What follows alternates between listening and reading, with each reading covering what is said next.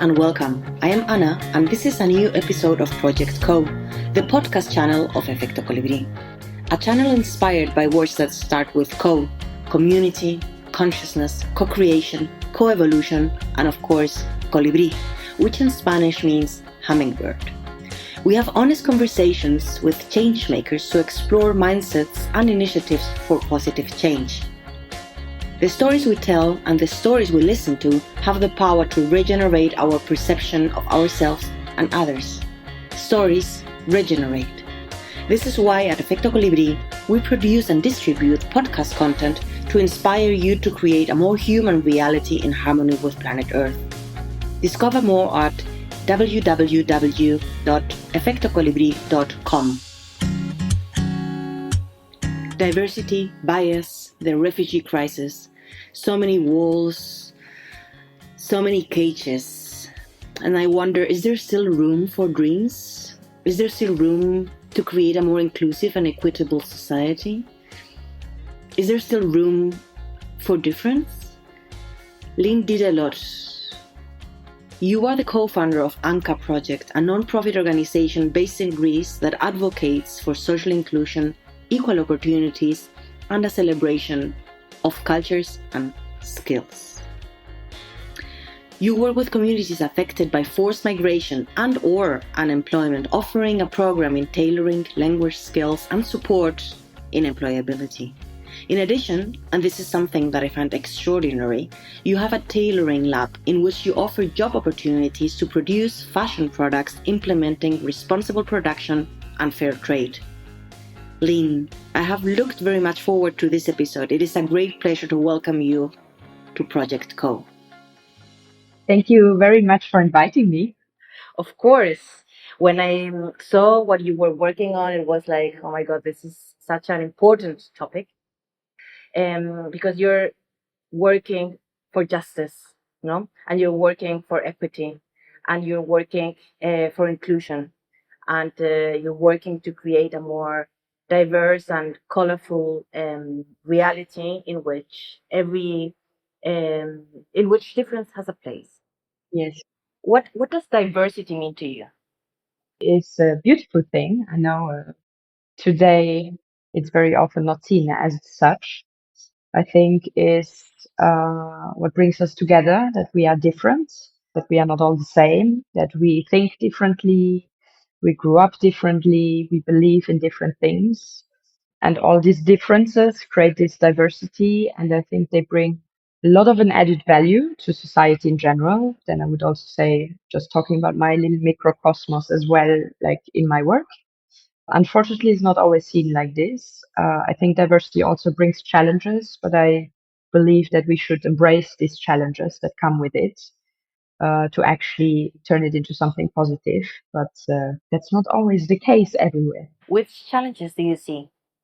If you're sitting around a table with very different people having very different opinions, it takes more time to get to a decision or to change something. But I think it's very important to take that time. I'm not saying I'm an expert in it, but I try.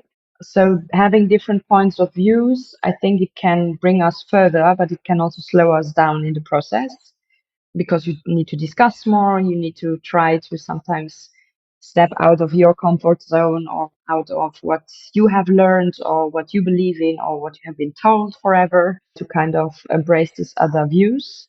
And then I have the feeling that there is general mindset maybe as well in Europe. I will now talk about Europe, but that we are being a bit scared of diversity, that we are scared of what the consequences might be of it, or we have this fear of losing our place, which I find very sad, because I just think it brings beautiful things. But it also needs to have maybe some processes in place or systems in place to bring these differences together. And maybe we focus too much on what could be the negative things that happen, instead of being like, how can we take all the advantages or the beautiful elements of diversity and make it work in society. Yes, it's interesting, no? Because when I think about diversity, I think about justice, no? I think like about at the end we're all individuals, and we as individuals are creating the collective, and every individual has a voice and every individual has a right, no, the famous human rights. So how can it be that it's interesting, the reality that we have actually created and believed as real, where we believe that our rights is our individuality, generally also of course as a privileged citizens, we fear to lose these rights when we give power away. What do you think about that, and how do you connect diversity with justice and injustice? Think there's clearly a hierarchy. Not that I believe that there is, but society is built in that way. It's like the North versus the South, rich versus poor, male versus female. So there are different kind of sides that are like treated differently. I think that's for me the big problem and what struggle with diversity is we have many people from different backgrounds, but they are not treated in the same way.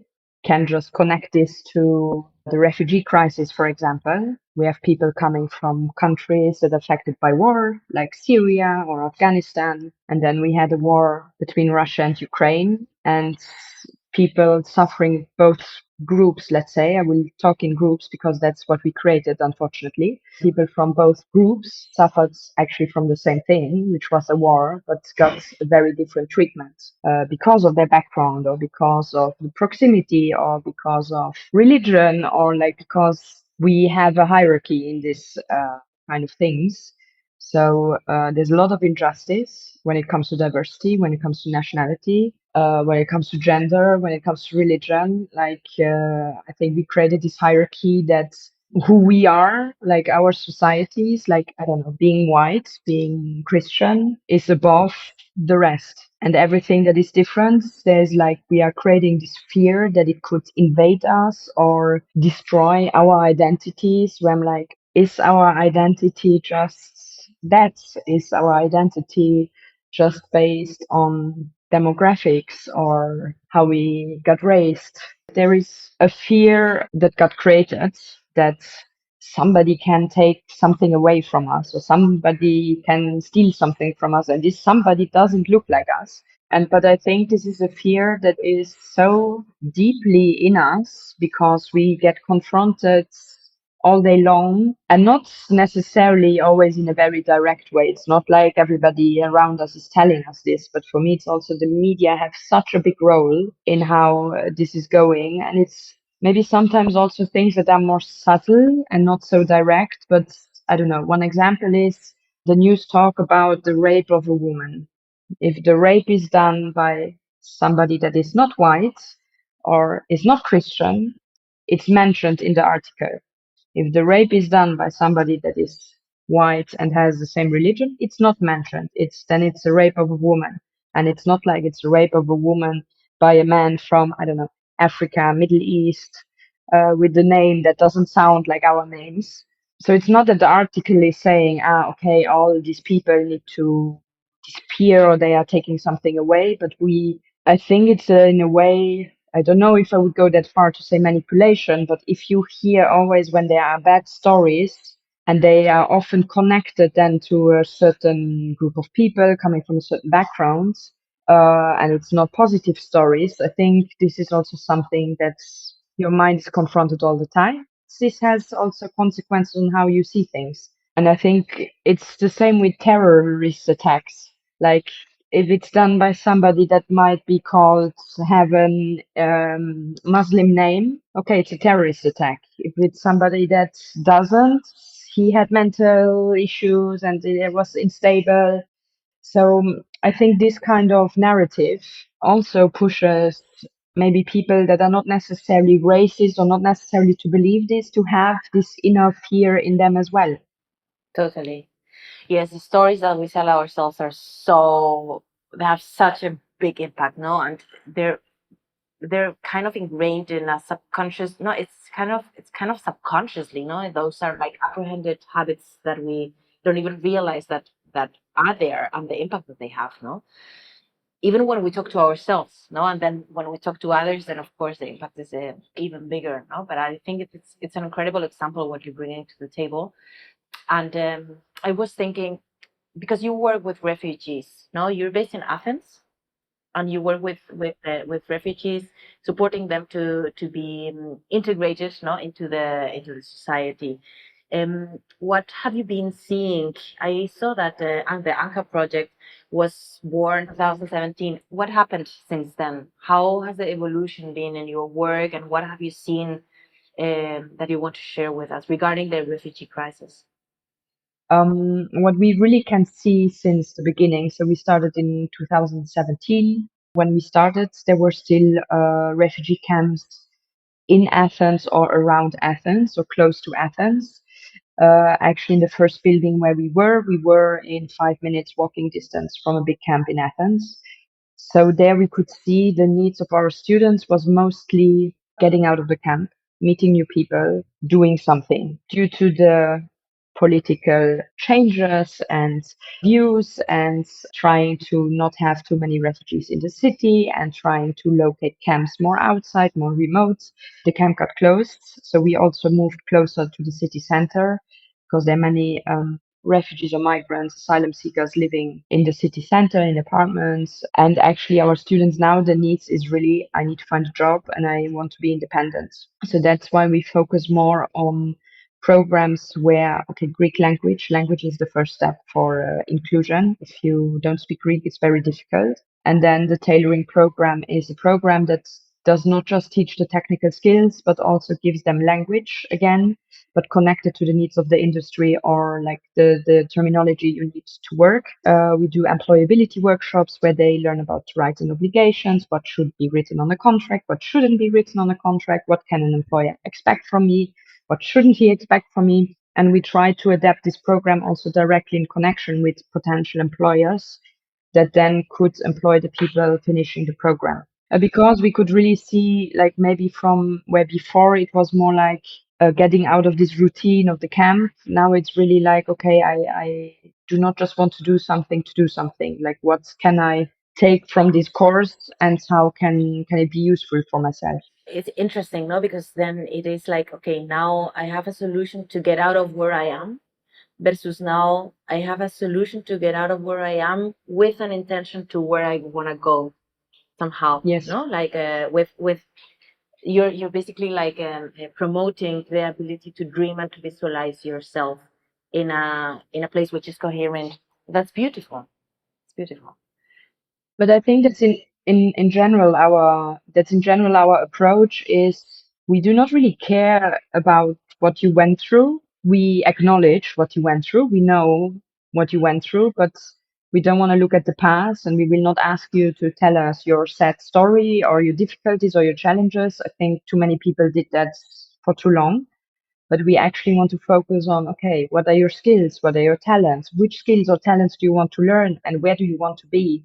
Of course, we are also, I think, a project that wants to be realistic as well. So we will also not be like, okay, you come here and you will be the fashion designer of the next collection of a Greek designer. But we also tell them, okay, these are the things we can provide. These are things we cannot provide. I think that's always important as well to make clear what you can do and what you can't.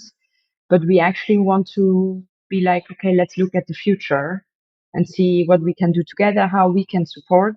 But yeah, our role is not to necessarily look back at the past. I love it. I love it because actually I'm kind of sick of all these narratives of victimization, no, somehow, and refugees poor them, or refugees, oh my God, bad them, no, or refugees, they're lazy people, no. This is something that I heard in. It's interesting. I heard this in Colombia at the border with Ecuador because many Venezuelans had to flee, no, and this happens all over the world. No, this is a narrative which I also have heard here in Spain, and I don't know how it is. How do you experience this? Which are like the typical biases or judgments that refugees encounter? Oh, there's so many. So sometimes people ask me like, why do they all have a smartphone? Oh, And I'm like, but you have a smartphone. I have a smartphone. Everybody around you has a smartphone. So why can you not have a smartphone as a refugee? Like, doesn't mean necessarily you're poor, first of all. Second, like it's the only means of communication with maybe the family back home. You use a GPS to go to your supermarket. How do you think people travel from, I don't know, Afghanistan to Europe? So these are things, or like, ooh, I saw a picture of refugees that just arrived and they were wearing brands and fancy clothes. And I was like, usually it costs a lot of money to travel to Europe through not legal ways. So usually somebody very poor in some country does not necessarily come to Europe because he doesn't have the financial means, or like they don't want to integrate. I met someone and he's not speaking the language, and like this kind of stereotypes. I had this even once. I was talking with a person that was involved in a camp, and she asked me, how do you do this with inclusion and integration? It's so difficult because I feel like people really don't want to. And I'm like, but what do you expect? You put people in a closed facility, and then you are like not giving any information, not having anything in place, and you're like, now integrate. Like if you just speak, I don't know, your language, you arrive in a new country, you have no clue how the system works. And I'm living here since a few years and I still have no clue how the system works because it's a difficult system. How do you expect people to navigate this? So yeah, that's I'm a bit like, okay, if you actually put stuff in place and then you're like, oh, this person is not doing an effort, but I did A, B, C, D, or at least for me, it's not even like you need to do it for someone, but put the tools there, give the guidance, give the support. I'm not saying, okay, bring the person to the Greek class. No, but say, hey, there are Greek classes offered. These are the addresses. There you can go. That's some of the stereotypes. See, it's incredible, no? Because at the end, really, they're like looking for freedom and put down into a cage, no? When they arrive in Europe, it's interesting. Well, not interesting, it's horrible. And are you seeing like an evolution in the policy or a tendency or I don't know, like a will somehow to improve the mechanisms and the processes that we have in place in order to welcome them or integrate them? I see an evolution, but not a positive one. Um, Oh, but I think I would not even speak about Greece because many people are like, yeah, but Greece does this and Greece does that. And I'm like, not saying everything is great here, but Greece is a member of the European Union. A lot of stuff is financed by mhm. the European Union. If Greece would do something the European Union wouldn't agree with at all, I guess something would happen. So I feel like as the European Union, maybe we are also a bit hiding about the fact that Greece is there on the coast where people are arriving and we don't have to deal with it. A lot of things are happening. Pushbacks, we have a wall being built. I know we all are very shocked about Trump that wanted to build a wall between Mexico and the US, Mm, but we have a wall in Europe. It's built, it's there, just nobody speaks about it between Greece and mm. Turkey. So for me, there is no, not saying no, that's also maybe a bit pessimistic, but I don't feel the focus of Europe is on inclusion. I feel like if you just look at funders or European funds or what is supported, there's not much that is actually for inclusion. There's a lot when it's about protection of our borders because they need to be very well protected apparently. But Fear. fear again, yes, Hmm. and but the inclusion integration, like trying to put processes in place, like I just feel we try since years, but every, let's say, challenge that we are trying to solve it with the same methods that we used many years ago. Like we have a housing problems for refugees, why do we not look at other possibilities than a camp? Like I don't know, maybe I'm too irrealistic in this kind of things, or somebody would say I am too much of an idealist. But like I like to dream. I I like to dream. yes, Let's dream together. Let's dream together. How do you envision it? Like if you could say like three things that would change right now if you had the power to, no, on a systemic way to make a difference. Um, how would you go about it? first say that I don't think it's easy. So I'm not saying the politicians are all not doing their job because the solution is in front of us. I don't think it is. For me, like it become like we have an aging population in Europe. So and we have young people coming.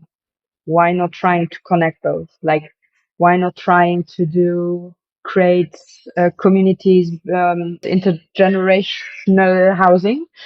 Why not creating this kind of models? Like in Greece, you see a lot of houses that are abandoned because nobody's doing anything, or there might be a full family history around it. But like, why not being like, okay, we renovate these houses with the people that need a place to live, because we have a lot of so many skilled people coming, like include them in it. Like, let's work together to build something. Okay, it sounds maybe easier than done, but I just feel there are other ways of housing that we could look at than just being like, okay, this is a closed camp or a closed building and everybody has their room. And I don't know, then we create a camp that is just for single men and we put 300 single men with no job, no opportunity, nothing in the building. And then we're like, oh, there are conflicts. It's because they are refugees. No, if you put wherever 300 people in a building that have nothing to do all day long and that don't know what they can do, what do you expect? I don't think it's because you're a refugee. I just think this is conflicts that will happen wherever you are. Of course. I mean, even I get like I become sometimes a pain in the eyes when I'm bored. Yes. No, Yes. it's like that. It's reality. You need to, you know. So nobody, so really lean. Nobody. They're like put into cages like animals, and there's like no capacity building, no information about how the context works, like no. There are organizations trying, but it's very difficult, especially at the beginning when we started and we were thinking about how to start with Ankaa. We had many because we were all volunteers in camps on the islands and everywhere in Greece, and we had a lot of people that we knew through our volunteering that arrived then in Athens, and they were like, I don't know what to do. I'm now in Athens, which was like the next step. But what do I do? What can I do? Am I allowed to work? Where can I go? Where can I get help? Where can I get support? I think that became better. I think because many people, it's also word of mouth. You have communities that inform each other. You have organizations that are active. But I still think there's a lot that can be done. Sorry, I cut at you. Give me more of your dreams because I think they're very inspiring, and I don't think they're like so far away from what could be possible. No. No, dreams. There are sectors that I need of people to work, but I feel like like if, for example, as a country, I have a lack in this industry or in this sector of workforce, and you have people arriving that just want to work. Of course, I'm talking about ethical workplaces, not exploitation and all of this. But why not putting trainings in place to be like, okay, I don't know, we have a lack in tailors. We have a lot of factories and don't have a lot of people working there. Of course, there's always the connection with the employer needs to offer workplaces that are fair, that it doesn't turn into exploitation of people. But let's say in an ideal world, that's not the case. But like, why not train and adapt it to the needs that we have? Like, why? Like, I don't know. Then another thing is many people come and have degrees and have studied and have a lot of knowledge, but it's not recognized. And making your experience, degree, education recognized is a very difficult and complicated process. And I think there should be different ways, being like, okay, you have studied this, we do an assessment, we do a test, you need to have 1 year of work experience in the field again and where you will be regularly evaluated to see if you can have this job that you trained for. Like, I just feel we are so stuck in this is business as usual. This is how we did it for the last, I don't know how many years. Let's not change too much. And I just feel in the current situation we are in, these solutions don't work anymore. If this is for migration, if this is for climate change, I just like all these issues and big topics that we have, we tackle them like we tackled them many years ago. And I think it's too late for that. Like, we need to get out of that kind of view. It's like with climate change, no? Yeah, it's like We always wait. we need to have drastic measures for climate change, and then we, I don't know, celebrate because we banned plastic straws. And I'm like, okay, that's great step. Let's be positive, but we are not at the point where banning plastic straws will change will solve the problem. But yeah, how many refugees arrive at the borders with Europe on a yearly basis, like approximately? According to UNHCR data, we have had 72,000 of arrivals in the Mediterranean, so Spain, Italy, and Greece, of which apparently 6,500 arrived to Greece. And this is for this year. Okay, the big flow like we had it in 2015-16, that has changed, of course. In 2022, we had 18,000 arrivals, and now in 2023, we had 6,500.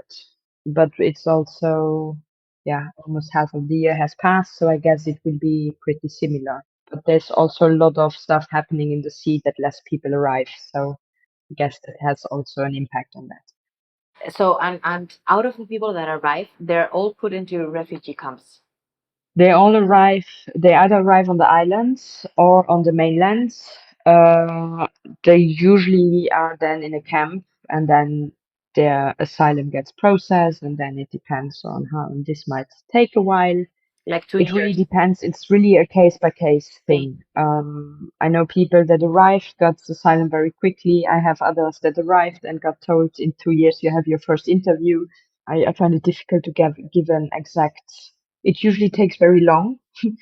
The cases where it goes quickly are very rare, but then it might also be due to their complicated case or past, or so it's difficult to give a number. Hmm.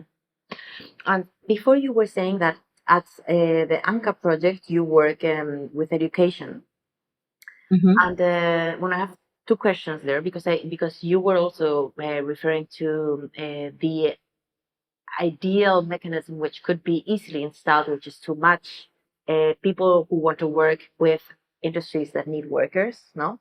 And I saw in your website that you're doing something similar somehow. No, you're also like helping them get jobs to impact positively in the environment, no, and society, basically. Mm-hmm. Can you tell us more about that? So we are trying to do this a bit in a smaller scale because we are a small organization. But what we are doing is we have the education programs where we want to train people to be ready to work with employers that we connect them with. But it's also very important to do our due diligence when it comes to the employer. So we have a conversation before. We do not just refer to job ads that we find online. We want to make sure that we refer somewhere where they are treated as they should be. And then what we also have is actually we offer jobs within our organization. So we have in the tailoring not just the programs, but we actually have like a small production running. So we also have 3 tailors employed that are working with us, and we make products out of upcycled materials, or when we have to buy new materials, it's as local as possible. So we start with Greece or then go to the neighboring countries. And this we are doing since 2020. We actually started very not creatively by doing masks during the pandemic.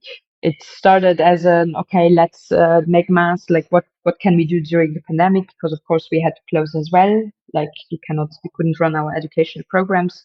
So we started sewing masks with a group of volunteers to support vulnerable people, camps, other organizations. And then we actually got clients that wanted masks with their logos on it. And this is how it started.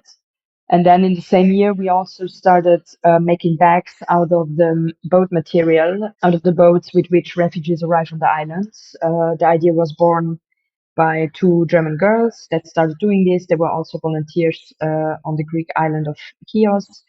And they did it in Berlin, and they actually were looking for somebody to take it over because they believe actually the material is in Greece, people are in Greece, it should be done in Greece. But at the time when they started, they didn't have the network or the possibility, so they did it where they were from. So we took this also over during 2020, and now we are kind of trying to develop this more. We offer different kind of services as well. Like we work with designers that have an idea to bring their design to life, or smaller brands that want their products made in Europe and under ethical working conditions. we also work with companies that are maybe looking for corporate gifts and do not just want the cheapest possible, but maybe think a bit more what they give to their customers or stakeholders. And we are always looking for new customers or new people that might want a sustainable and ethical gift for themselves or for somebody of their loved ones or somebody having a creative idea in their minds. We can make it happen. Wow. Beautiful. Beautiful. So it's really, I find the Ankaa project. What does the Ankaa project mean? What does Ankaa mean? So Ankaa is the name of a star, and it's the brightest star of the Phoenix constellation of stars. So it's actually a symbol for rebirth, renewal. And also many years ago, people used that star to navigate on the sea. So it's a bit what we are trying to do to help people navigate their way through Athens, through Greece, through life. Thank you so much, Lynn. It was incredible. Congratulations for the project. Really, really, really, really needed and really, really, really inspiring. Thank you. Thank you for listening to this episode. We hope you enjoyed it as much as we did. You can find all the references of the episode on our website www.efectocolibri.com/proyectoco. If you liked it, rate us with 5 stars, leave us a comment, and share it with your network. This will help us reach more people and make social innovation become the norm. So in advance, a big thank you. If you have questions, feedback, or want to introduce us to a guest for the podcast, you can write us directly at ana@efectocolibri.com. See you next time!